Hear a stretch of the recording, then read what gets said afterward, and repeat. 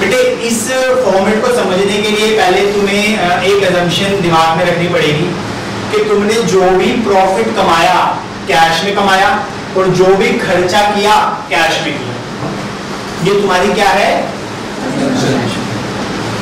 जो भी प्रॉफिट या इनकम कमाई वो कैश में कमाई और जो भी खर्चा हुआ वो भी किसमें हुआ?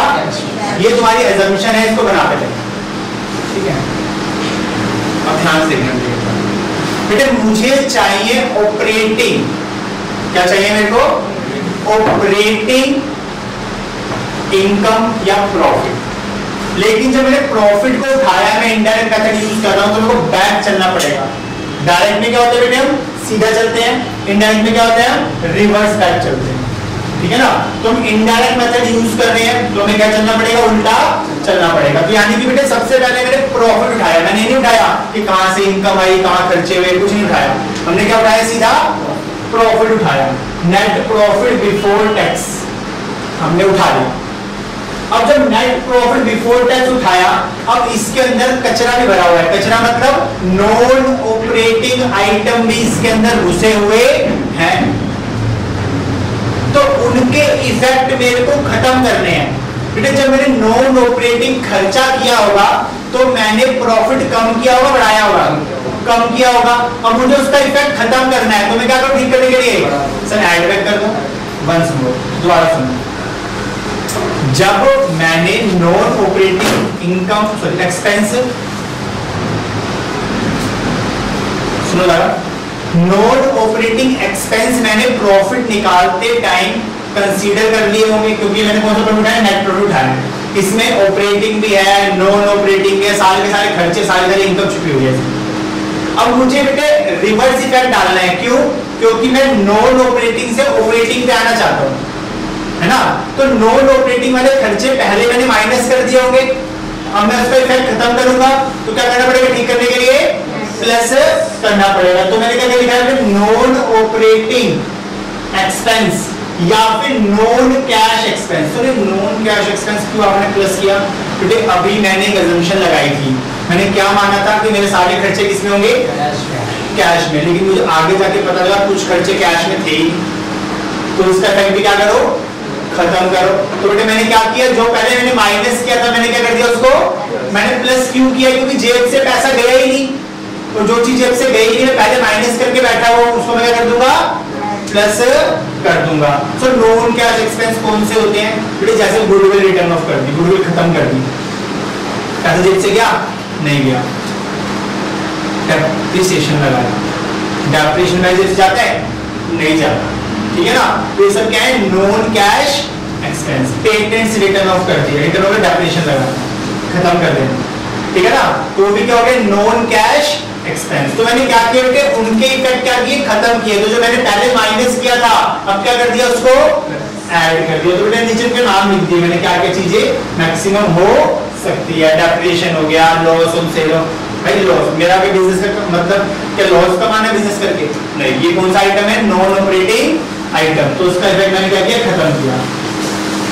सर इंटरेस्ट पेड, सर ये नॉन ऑपरेटिंग कैसे हो गया बेटे? ऑपरेटिंग आइटम वो आइटम होते हैं जो बिजनेस काम कर रहा है तो खर्चा होगा, बिजनेस काम नहीं कर रहा तो खर्चा नहीं होगा। एक बार सोच के देखो ऐसे कौन सा खर्चा है कि बिजनेस अगर काम करना बंद कर दे तो खर्चा नहीं होगा?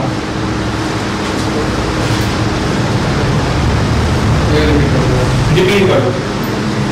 मेरा क्वेश्चन ये है कि सर अगर बिजनेस काम कर रहा है तो खर्चा हो रहा है, बिजनेस काम नहीं कर रहा तो खर्चा नहीं होगा, ठीक है ना? ये तो हो गए मेरे ऑपरेटिंग आइटम। लेकिन एक खर्चा ऐसा भी होता है, कोई खर्चे ऐसे भी होते हैं कि बिजनेस काम करे या ना करे वो खर्चा होके रहेगा, तो उसको बोलते हैं नॉन ऑपरेटिंग एक्सपेंस। वो होता है बेटे इंटरेस्ट। मैं एग्जांपल समझाता हूं कैसे।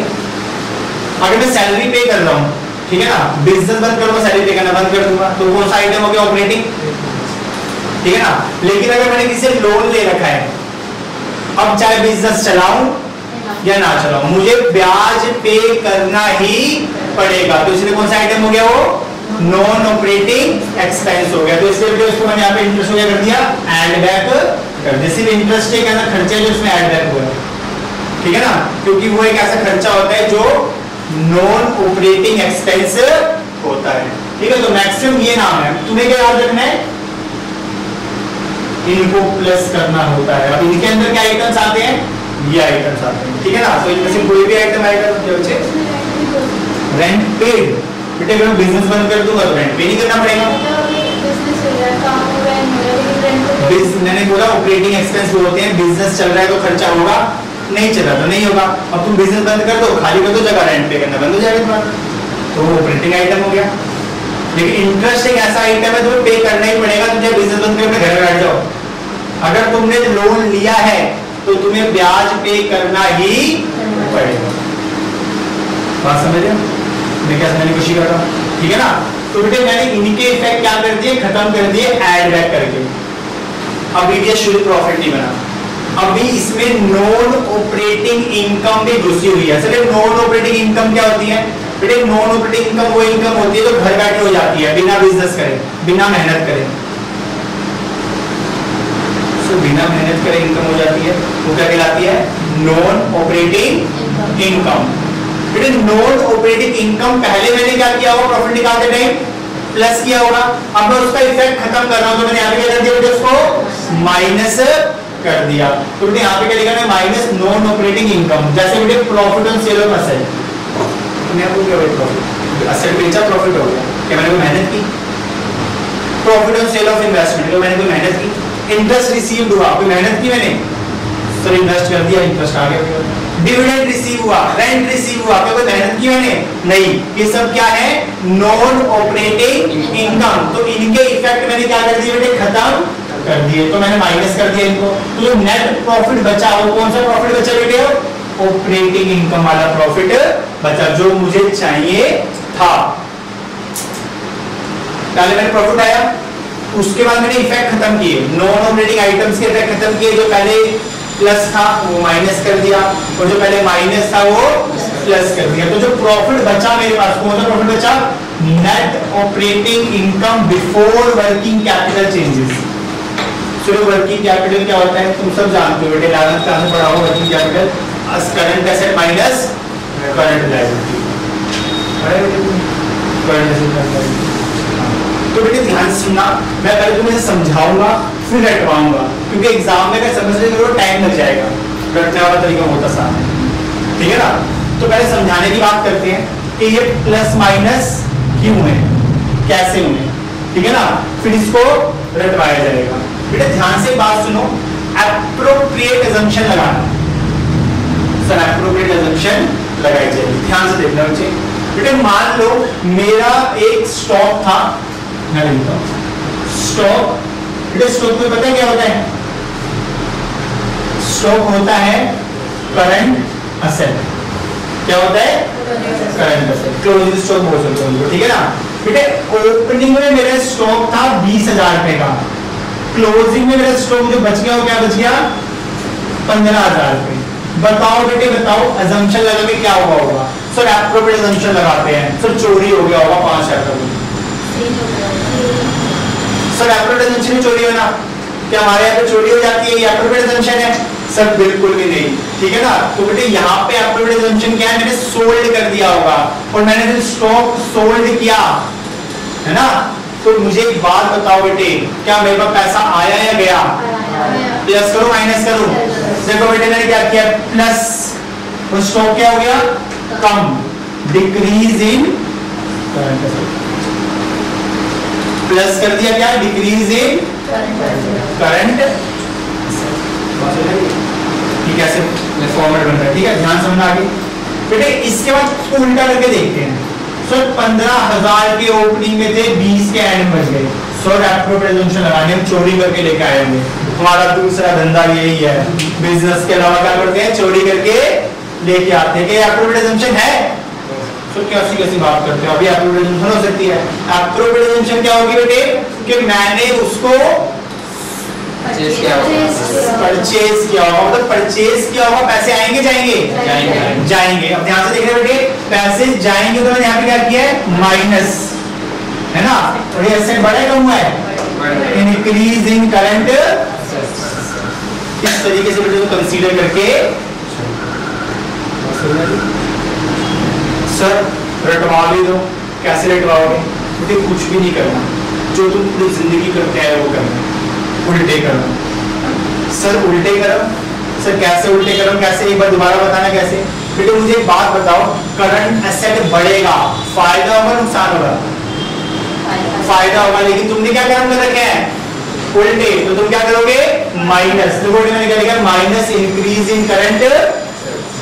सर और बताओ, करंट एसेट अगर कम होगा फायदा होगा नुकसान होगा? तुम्हारे अकॉर्डिंग माइनस होना चाहिए ना, लेकिन तुमने क्या कर्म किया है? तुम क्या करोगे? उसको प्लस कर दोगे, तो प्लस डिक्रीज इन करंट। अच्छा लायबिलिटी बढ़ेगी, करंट लायबिलिटी, फायदा होगा नुकसान होगा? नुकसान होगा, लेकिन तुमने क्या कर्म कर रहे हैं? उल्टे करो, तो क्या कर देंगे उसको बेटे हम? प्लस कर देंगे, ठीक है ना। अच्छा बेटे लायबिलिटी कम होगी, करंट लायबिलिटी, तो फायदा होगा नुकसान होगा? फायदा होगा। तो तुमने क्या कर्म कर रखे? तो क्या करके चले गए तुम?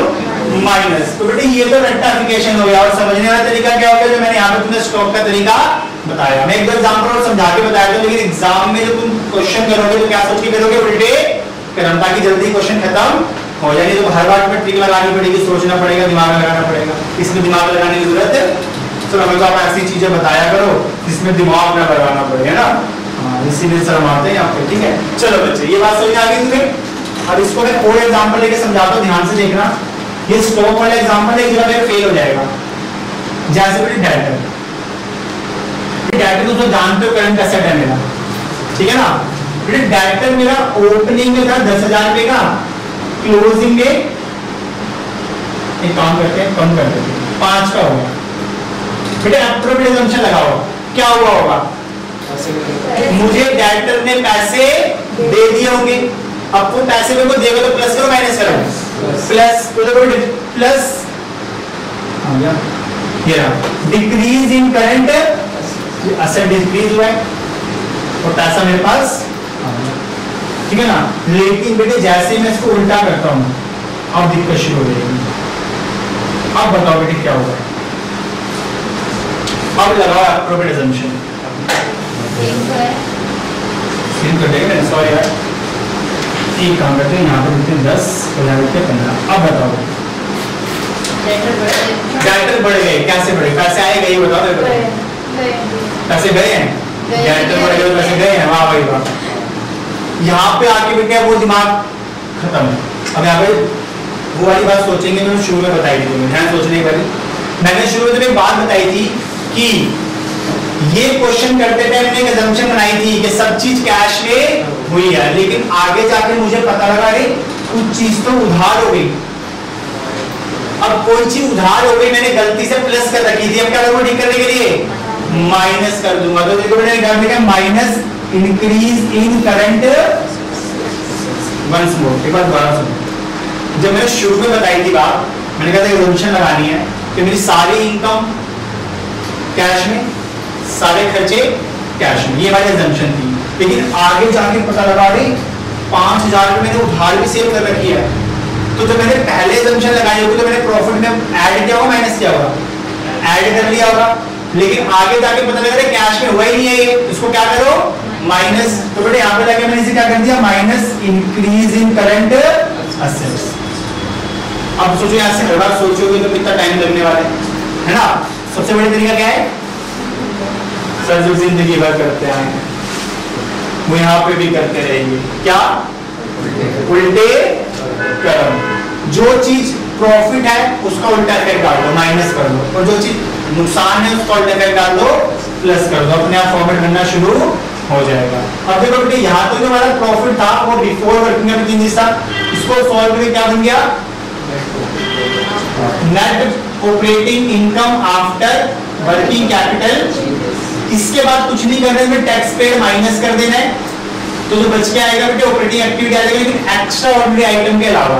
अभी एक्स्ट्रा ऑर्डिनरी आइटम क्या होते हैं बता दूं बस, उसके बाद कुछ भी नहीं बचा फॉर्मेट के अंदर। सर एक्स्ट्रा ऑर्डिनरी आइटम होते हैं जो कभी कभी होते हैं, जो हर बार नहीं होते, उनको अलग से इसलिए दिखाया जाता है क्योंकि जो हर बार नहीं होते वो एकदम अलग चीज है, ठीक है ना। जैसे बेटे नंबर 1 भूकंप आ गया, नुकसान हो गया, अर्थक्वेक आया, नुकसान। क्या बेटे हर साल अर्थक्वेक आता है? हर साल नुकसान होता है। आग लग गई, नुकसान हो गया, हर बार नहीं होता।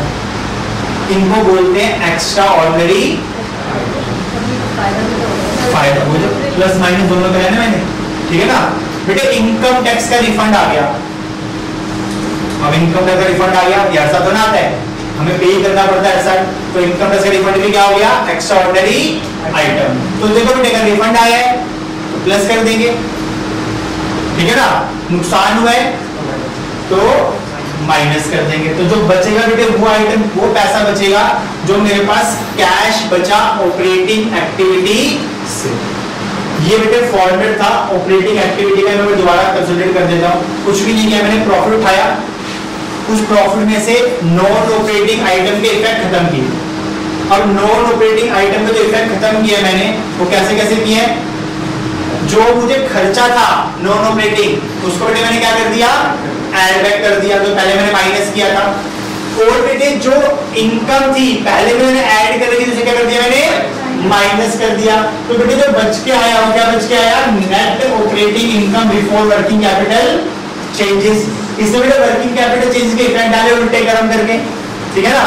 फिर जो बच के आया बेटे net operating income after working capital changes. बेटे ये बहुत कम केसेस में होता है, तुम्हारे एग्जाम में आएगा भी नहीं है, लेकिन क्वेश्चन है इसलिए मैंने लिखवाया ये एक्स्ट्राऑर्डिनरी आइटम। जो मेन एग्जाम होंगे तुम्हारे उसमें एक्स्ट्राऑर्डिनरी आइटम के बारे में कुछ बोलेगा भी नहीं तुम्हें, इन क्वेश्चन हम करेंगे उसके अंदर कंसीडर करेंगे, इसलिए नाम लिख के चल रहे हैं। टैक्स पेड माइनस करने के बेटे जो बचा वो ऑपरेटिंग एक्टिविटी से पहले वाला इफेक्ट बचा, उसमें ऑपरेटिंग ये एक्स्ट्राऑर्डिनरी आइटम हटा दिए मैंने, तो क्या बचा, नॉर्मल जो मेरा कैश से ऑपरेटिंग एक्टिविटी से पैसा आया वो निकल के आ गया, ठीक है। सर अभी आपने क्या बनाया ये भी समझा लो, ठीक है ना बेटा। मैं इसको समझाऊंगा, ये सबका नोट हो गया तो मैं एक बार रब करना चाहता हूँ, इसको यहाँ पे समझाना चाहता हूँ, ठीक है ना। अगर नहीं हुआ तो एक बार नोट कर लो, और हो गया है तो फिर मैं रब करता हूँ, रब कर दो बेटे। चलो देखो सामने से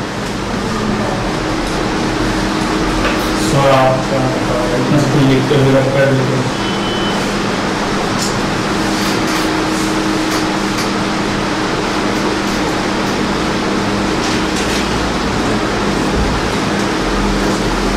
बच्चे तुम सबको पता है कि अकाउंट होता है profit and loss appropriation account, है ना। ये मैंने इससे बनाया है फॉर्मेट, ध्यान से देखना। पहले मैं चीजें पुट कर रहा हूं, by balance sheet, by current year profit, इसको हम एनपीबीटी बोलते हैं, ठीक है। To general user. एक चीज यहाँ पे और प्लस कर देंगे, यहाँ पे लिखना भूल गया, यहाँ पे ऐड कर लो चीज और, provision for tax add over, ठीक है, प्रोविजन फॉर टैक्स।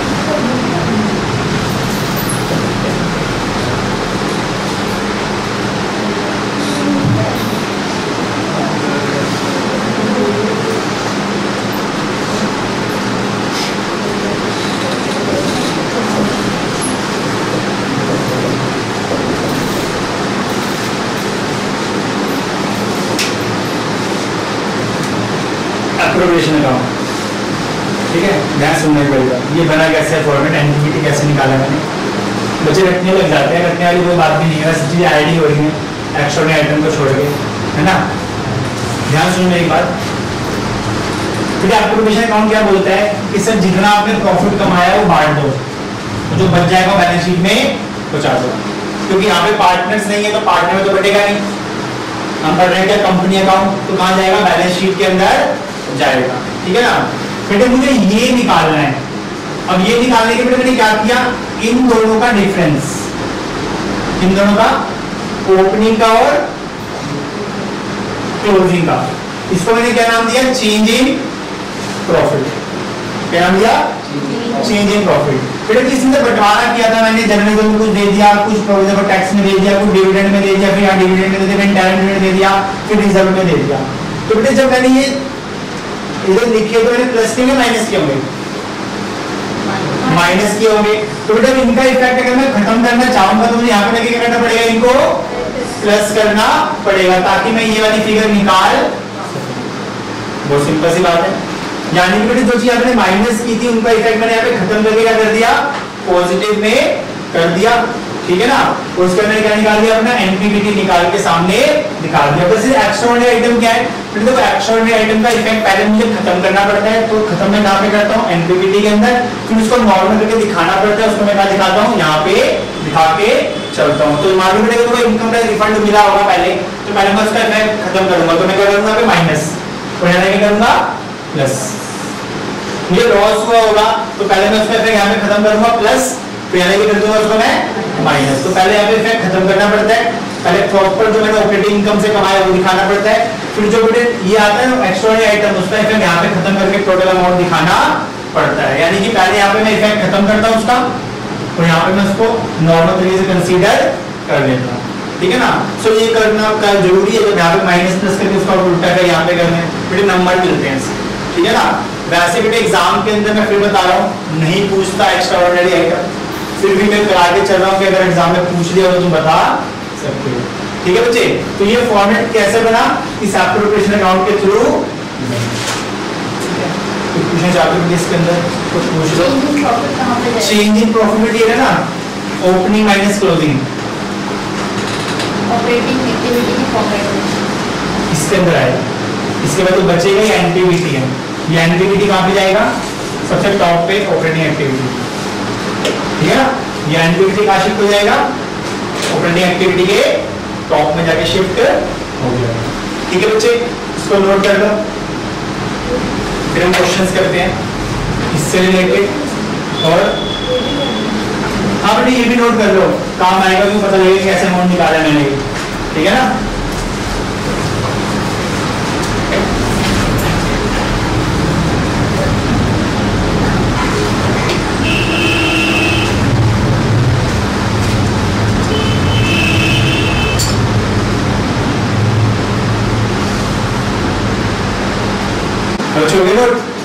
चलो बच्चे हम इसके बेस पे क्वेश्चन करेंगे।